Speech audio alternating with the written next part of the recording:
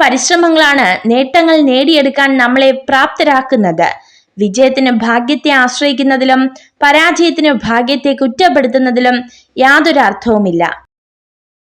നിഷ്കളങ്കരായ മനുഷ്യർ വിഡ്ഢികളല്ല. അവർ കരുതുന്നത് എല്ലാവരും അവരെ പോലെ നല്ല മനസ്സുള്ളവരാണെന്നാണ്.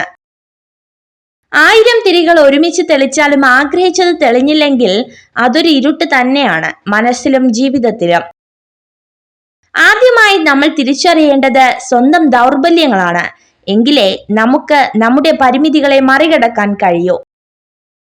നിങ്ങൾക്ക് മാത്രമേ നിങ്ങളുടെ സാഹചര്യത്തെ മാറ്റാൻ കഴിയൂ. അതുകൊണ്ട് ഒന്നിനെയും ആരെയും കുറ്റപ്പെടുത്തരുത്. നമ്മളെ ആരെങ്കിലും ഒഴിവാക്കിയെന്ന് തോന്നിയാൽ മനസ്സിലാക്കുക, നമ്മളെ കൊണ്ടുള്ള ആവശ്യം അവർക്ക് കഴിഞ്ഞിരിക്കുന്നു. ഇപ്പോൾ നമ്മൾ അവർക്കൊരു അനാവശ്യമാണ്. വിശ്വാസം തന്നെയാണ് ബന്ധങ്ങളുടെ ആത്മാവ്. അത് നഷ്ടപ്പെടുത്തിയവർ പിന്നെ എത്ര അടുപ്പം കാണിച്ചാലും നമ്മുടെ ഉള്ളിൽ എപ്പോഴും ഒരു അകലം ബാക്കിയുണ്ടാകും. ഒരിക്കലും ഒരാളെയും പൂർണ്ണമായും മനസ്സിലാക്കിയെന്ന് വിചാരിക്കരുത്. എത്രയൊക്കെ പ്രിയപ്പെട്ടവരാണെങ്കിലും അവസ്ഥയോ സാഹചര്യമോ മാറുമ്പോൾ അവരുടെ മറ്റൊരു മുഖം കൂടി കാണേണ്ടി വന്നേക്കാം.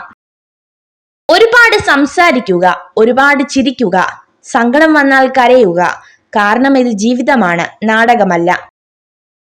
കൂടെയുള്ളവരുടെ സന്തോഷത്തിന് വേണ്ടി നീ നിൽക്കുമ്പോൾ ഒരു കാര്യം ഓർക്കുക, നാളെ അവരുടെ സന്തോഷത്തിന് വേണ്ടിയും നീ മാറി നിൽക്കേണ്ടി വരും.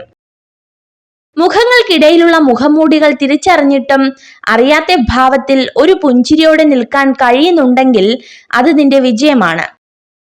സന്തോഷം എന്നത് നിങ്ങൾ ഭാവിയിലേക്ക് മാറ്റിവെക്കേണ്ട ഒന്നല്ല, അത് നിങ്ങൾ ഇന്നേക്കായി രൂപകൽപ്പന ചെയ്യേണ്ട ഒന്നാണ്. യാഥാർത്ഥ്യം മനസ്സിനാൽ സൃഷ്ടിക്കപ്പെട്ടതാണ്.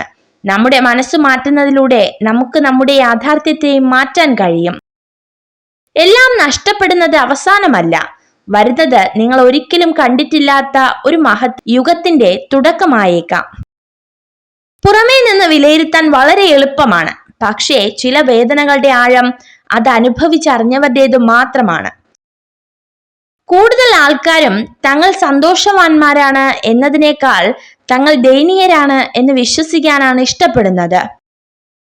തനിക്ക് ആകർഷണം തോന്നുന്ന പുരുഷനോട് സ്ത്രീകൾ ഏറ്റവും സത്യസന്ധമായിരിക്കും.